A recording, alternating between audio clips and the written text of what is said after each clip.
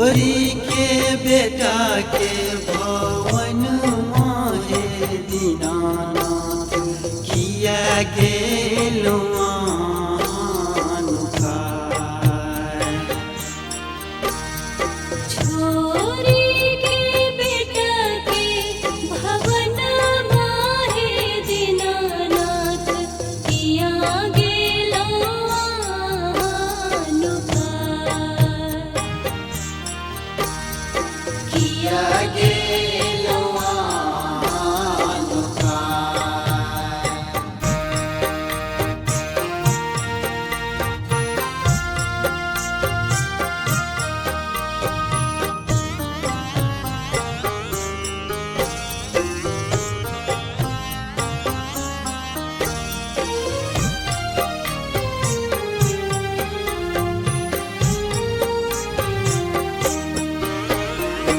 जल बीच ठार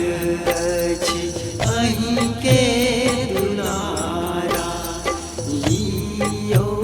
ने कोन सजा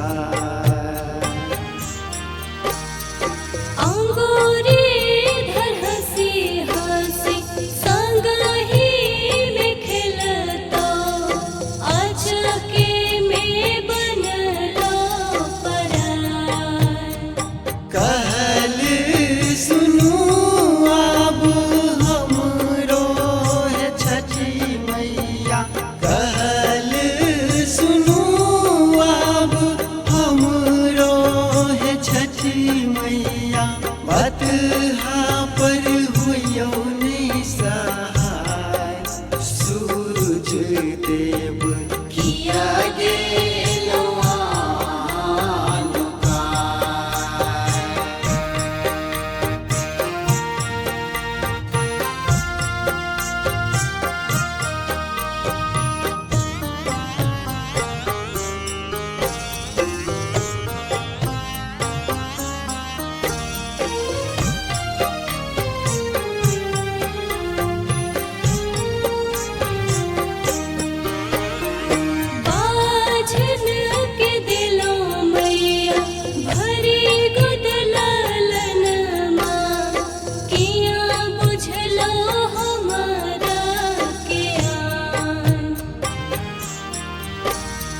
पलक भी न सुना लागे हमरो अंगनमा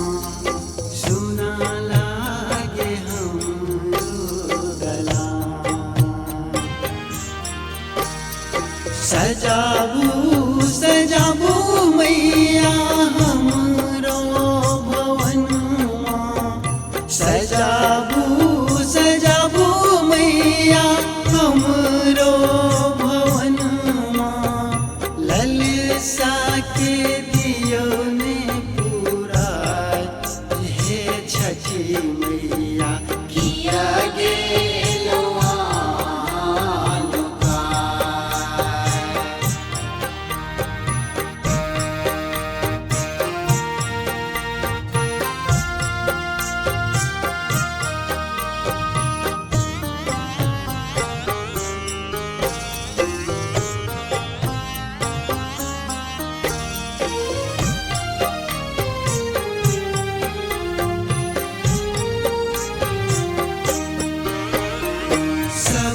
दी